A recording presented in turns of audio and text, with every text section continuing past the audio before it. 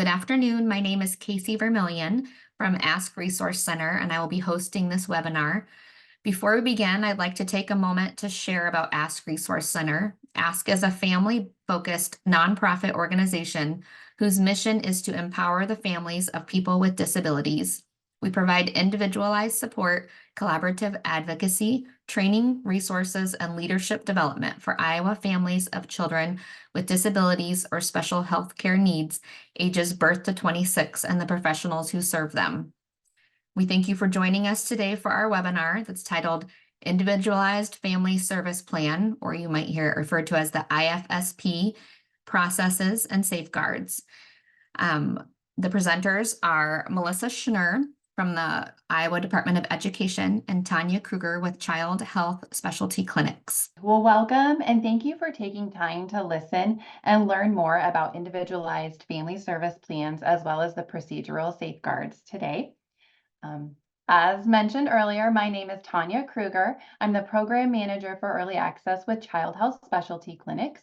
I do have a background in providing early access services to children and families. I am a trained dietitian, and so nutrition is my passion, but anything that supports children and families is very near and dear to my heart. So I'm very excited to be able to share more with you today. I'm also joined by Melissa Schnurr, and I'll let her introduce herself briefly as well. Hello. My primary role at the Iowa Department of Education is with coordinating all of the personnel development for our early access providers across the state. Happy to be here today. Thank you.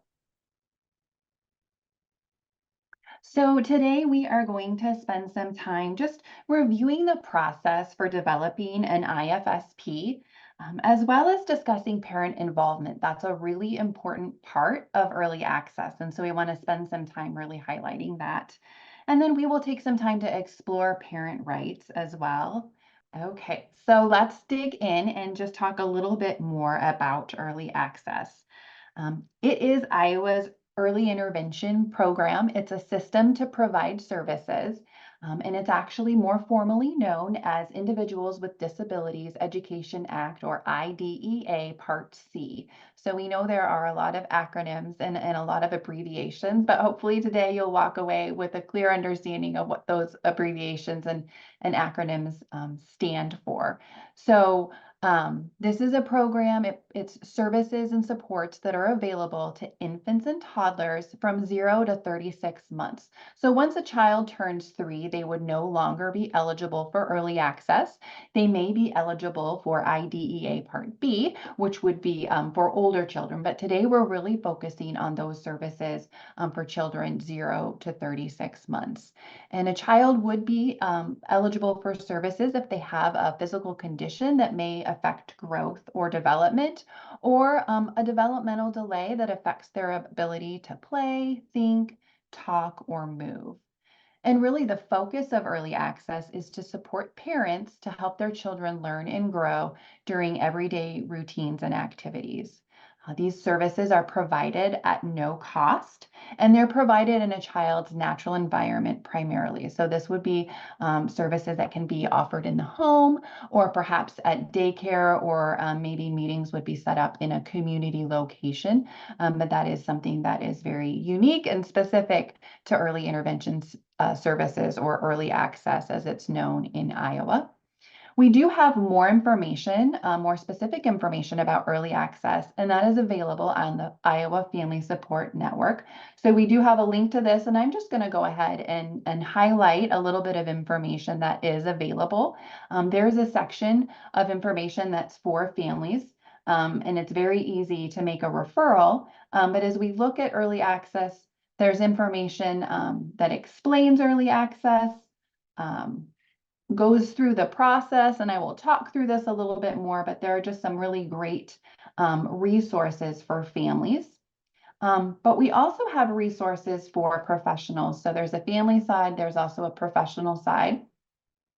And so if you're a professional joining today, you can find more information specifically in this section. And there's resources for service coordination, training information, as well as information for referral resources. So definitely a link that can be helpful to explore. And I see we have that link in the chat as well.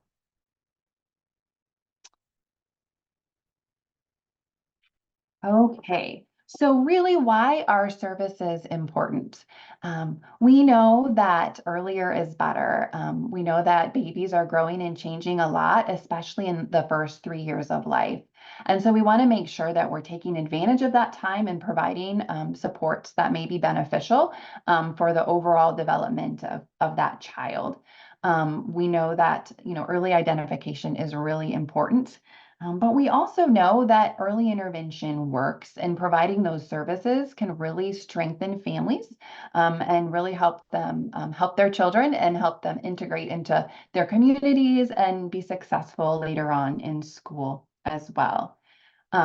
So with that, there's a link to make a referral, and I'm going to spend a little bit more time talking about that because we want to make sure that children and families know about early access and that they're getting connected with services. So when we go back and we look at this referral information, it's really important to recognize that anyone can make a referral to early access. It can be a parent, it can be a daycare provider, it can be a physician. And so there's a link here. If we click on that, it will take us directly to a field, and then it shows all of the necessary information. And it may not cooperate with me right now. There we go. So filling out the information, there's information about the child, information required about the family, information about who's making the referral, the reason for referral, and this kind of highlights some of our eligibility criteria, and then any additional documentation can be included as well. So that is something that it's important to recognize, that referrals can come from anyone and they can be made online. They also can be made by phone or by email if access to the internet is not easy. So what happens after a referral is made? Initially, a family would be connected with a service coordinator. They would be assigned someone that's going to reach out and contact the family. They're primarily going to provide more information, more of an explanation about services to see if the family is interested. This may happen over the phone. Sometimes we have families that prefer or may respond better to a text. So there's different methods and ways that we reach out to families, but making that initial contact is going to be done by the service coordinator in that specific area where the child will receive services. It's very important that we have a central kind of focus. So that service coordinator is going to communicate with the family, but then also with other team members that would be involved in evaluations or assessments, potentially meetings down the road as that IFSP is developed. And then also service coordinators really provide a source of support for families. They're going to connect them with things in their community, resources, just making sure that as the child grows and as their needs change or as the family encounters new circumstances, that they have access to information and that they're really a go-to person, someone on their side that's helping them as they raise their child and parent. So during the evaluation process, this is really where we're going to determine eligibility. So sometimes just reviewing health records or getting that referral from a physician will recognize that a child has a diagnosis that's automatically eligible for early access. So getting information that way can be very important, but then also asking the family questions about health information and then just overall observations and interactions with the child and family. There are different tools that our evaluators may use to identify a delay. And it can be a very comprehensive process, but it's very important to make sure that we're getting a big picture of how the child is functioning and what their strengths and abilities are. So if a child is eligible for early access, additional information will be obtained as well, specifically things about the family, their hopes for the child, what they are thinking about, what they really would like to focus on. And then some of our specific eligibility criteria, we are looking for a 25% delay in one or more areas of development. And we have those divided out into 5 different areas. So we would be looking at their cognitive development, so their ability to interact with their environment and solve problems. Communication, so depending on where they're at in their age, if they're making sounds, responding, listening, that sort of thing. Also their physical development, so their ability to move around their environment. Also seeing, vision, and hearing are an important part of this as well. And then their ability to interact with others, so looking at their social emotional development. And then finally, adaptive development, their ability to kind of do some of those self-care options or activities down the road. This may also include feeding, toilet training, that type of thing. So those are 5 areas that will be evaluated and assessed if a child is eligible. But then we also have specific conditions that may qualify for eligibility as well. So just a few conditions would be autism, cerebral palsy, Down syndrome, or if a child's born at or before 32 weeks of gestation, they would be eligible for early access. Also, children with a high lead level, they would automatically be eligible. And that's just a few. We have an extensive list of conditions, and that information is available. If you go to the information for referral sources, you can find a list of the eligible conditions there as well. Occasionally, we might use informed clinical opinion to make a child eligible. Ultimately, we know that, again, if we go back a couple of slides, that earlier is better, and we want to get in and support families and support children as soon as possible to help really build those strong connections and set them up for success to meet their full potential. So after we go through evaluation and determine eligibility, then we really get into developing that individualized family service plan. And so since these are individualized, they look different. Every child has different needs. Every family has different things they want to focus on. So the team or people involved will really depend on the desire of the family. But we may have developmental specialists or early childhood special education teachers involved. There may be an occupational therapist or a physical therapist. There could be a speech language pathologist. We have registered dietitians that are available, teachers of the deaf and hard of hearing, as well as teachers of the visually impaired, and audiologists. And these are just some of the potential team members. There are other disciplines that may be involved in as well, depending on what is identified through that evaluation and assessment process. And then really looking at outcomes. So that's what the family wants the child to be able to do. That is going to really drive what services look like. So we're looking at information that we gather during that assessment to know what the family wants, their goals for their child. And then we learn about their daily routines and activities to determine, what really can fit into that. Further down the road, specific strategies are identified as well as ways to measure progress, and that's all included in the IFSP. And the other thing that's really important to recognize that this is a flexible program. It's kind of a living, breathing document, and it can be modified as needed. So reviews are scheduled at least every 6 months, and services can be increased, decreased, added, subtracted. Outcomes can be changed. They can be ended, started. So it really just is designed to focus on what the family needs and what the child needs. And as those needs change, the plan may change as well. So I do just have a snapshot here that is a summary of services. So this is for a sample child, but this just kind of highlights different services as well as who might be involved in delivering those services, how those services are provided, the length and the frequency, or the duration and the frequency of the services, and then when services start and when services end. So you can see here we had a couple services, the child met their outcome, and so those services were no longer needed. Every team has a service coordinator, so there's always going to be someone in that role when we see an IFSP. So that is an introduction or overview to the Individualized Family Service Plan. Well, Tanya has laid the foundation nicely of what early access services what the beginning part looks like. And so now we're going to transition more into what does the actual service look like.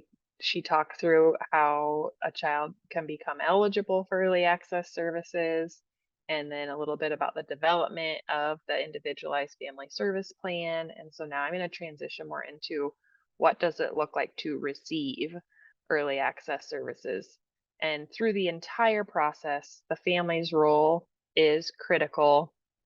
Families participate in the IFSP meetings. You know your child best. And so sharing your knowledge and expertise about the child, as well as what your priorities and goals are for your child, is critical.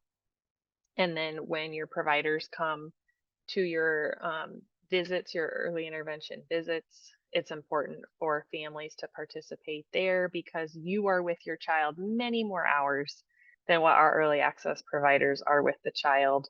So being involved with those visits is critical.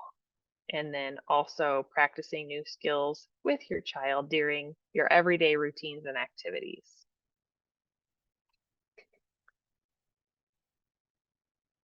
In Iowa, we use a model called Family Guided Routines-Based Interventions. And it's a set of evidence-based practices that includes coaching the caregiver or caregivers of the child. And again, it really is based on what the family's priorities and concerns are, and embeds different activities into what you would already be doing during your day, or the family or the caregiver. So if the child is in childcare 40 hours a week, like many children are, then working with the childcare provider is within the scope of what our early access providers do. Of course, keeping the family in the loop as well. But we really want to focus on building the capacity and building the confidence of the caregivers of the child to be able to embed those interventions throughout their day, and make sure that it aligns with what the family's priorities and concerns are.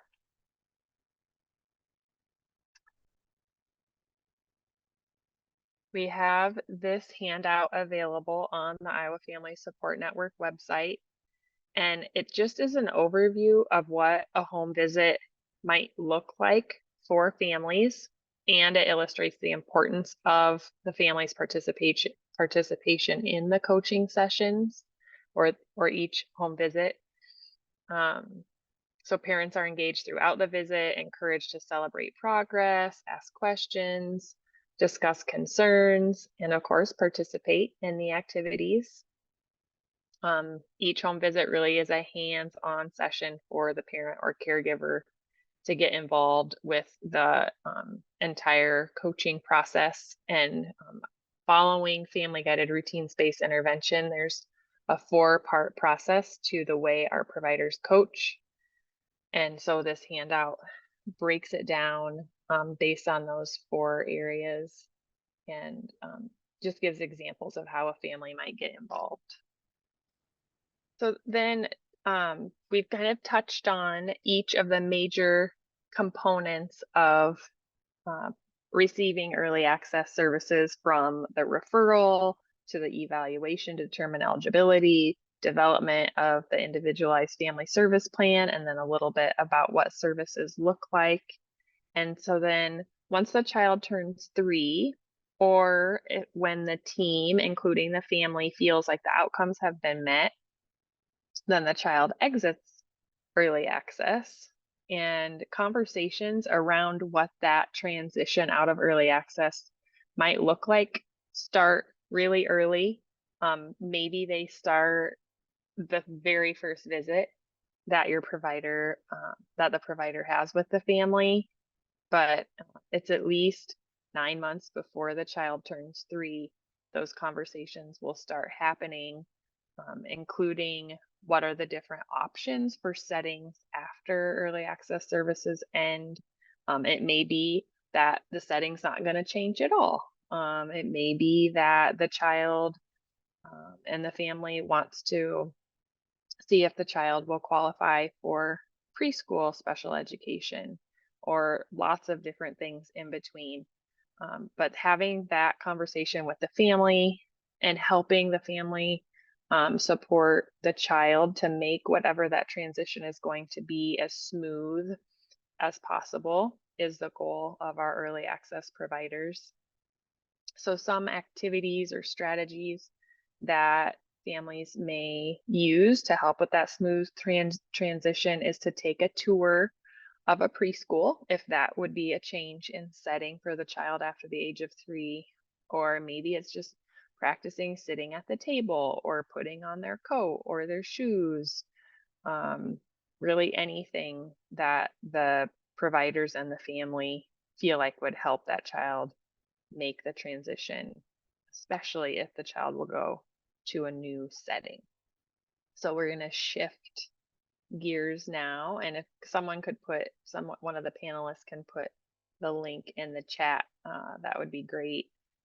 On the Iowa Department of Education website, we have procedural safeguards, and they are written in several different languages. I know it's not nearly enough languages, but there are several different languages there.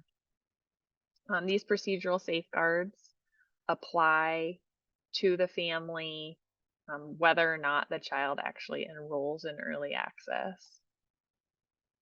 And they describe the actions that early access must follow to safeguard or protect the family's rights.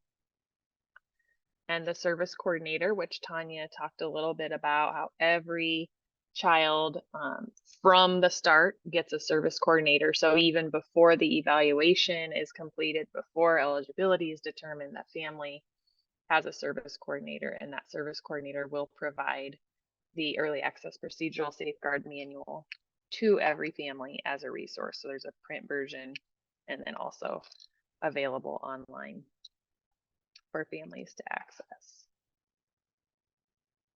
So I'm just going to do a brief overview of each of these rights that are outlined in more detail in the procedural safeguard manual. So the first is the right to informed consent. And again, this right begins with the very first contact with early access. And some of the times that a family might be asked to give consent, or not might, they will be asked to give consent, is for any screenings that may be completed. They must sign a consent before any evaluation or assessment is completed. We also have a consent for release and exchange of information. So between early access and information from others, one of the common ones is getting medical files from the child's medical history or physician. There's also a consent to bill Medicaid and a consent to start services.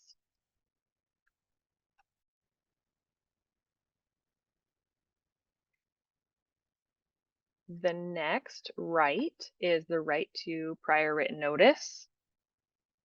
And this is the right to be told in writing and in advance when early access plans to evaluate or assess the child for eligibility, when early access wants to meet with the family to plan or change services. So similar to what we were just talking about in the Q&A section. If the family is saying we want weekly services,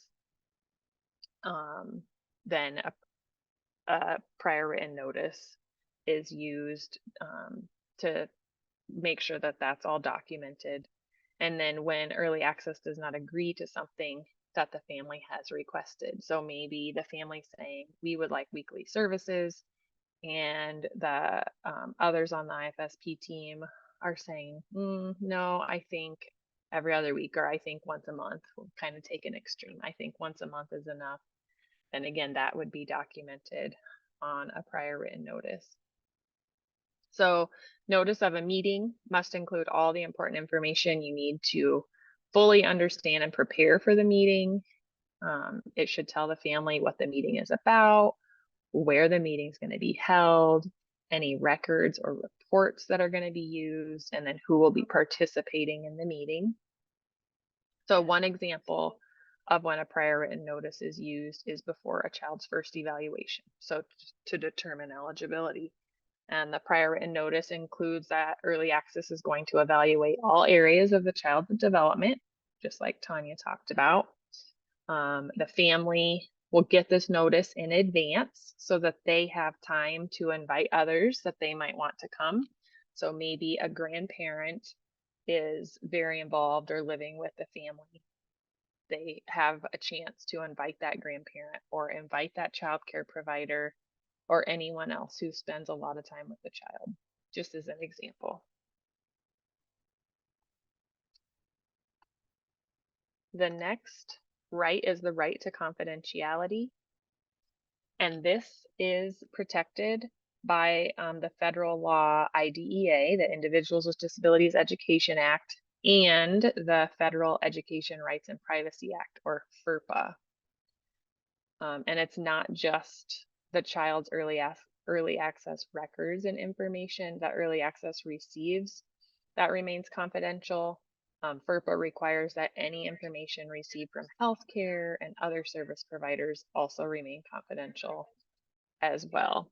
And that confidentiality remains even after the child exits early access. There are some exceptions to the confidentiality. They're discussed further on page 7 in the Procedural Safeguards Manual, so at the link that was put in the chat. But a couple of examples is if it's in response to a health or safety emergency, or if the child is transitioning to early childhood special education, consent is not needed to transfer the files to the school district because we're all part of the education system.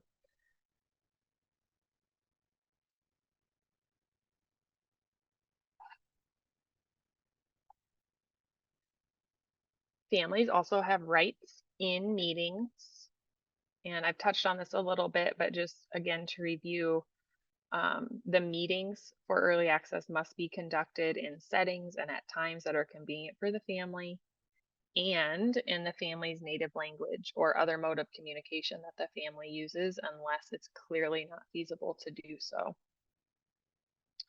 So the family must also be a part of making any meeting arrangements. And again, back to the prior written notice, all meeting participants must get written notice of the meeting early enough before the meeting date to ensure that they'll be able to attend. Collaboration is very, very important. And then for initial and annual IFSP meetings, there are some required individuals at these meetings, including, of course, the family and anyone else the family feels like has information expertise that they want to include in the meeting. The family may also decide to bring in an advocate or a person outside of the family to join that meeting, perhaps somebody from Ask Resource Center. The service coordinator will be there. The service coordinator really is the single point of contact, the central point of contact for the IFSP team. And one of their jobs is to be there to support the family and help the family to advocate for what they want. And then there also may be a person or persons directly involved in conducting the evaluations of the child and the assessment so that they can share those results. And then as appropriate, people who will be providing early access services to the child or the family may also be at the meeting. So you might need a really big table for those meetings, depending on how many people are needed there. And then finally, families have the right to disagree, and there are several processes available to families for resolving disagreements with early access. The first kind of line of communication, if there is a disagreement, is the service coordinator, or each of our agencies has a liaison that can be contacted to address any concerns from the family. If that isn't possible or can't be solved locally, then families can file a complaint with the Iowa Department of Education to request mediation or to ask for a due process hearing. And there are more details on page 12 of the Procedural Safeguards Manual it steps through all the details for if there's any disagreements.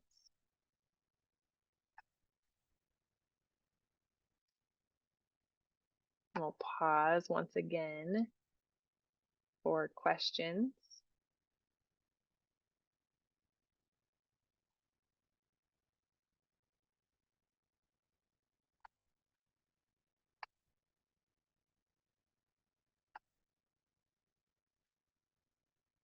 I think maybe one question that, and forgive me if this is something you might still address, but one thing that comes up sometimes is what a family should do if they're maybe struggling. I know there's different personalized, maybe some mesh better than others if they're not getting along with one of their providers, or if they have any challenges in that area, if you have any suggestions.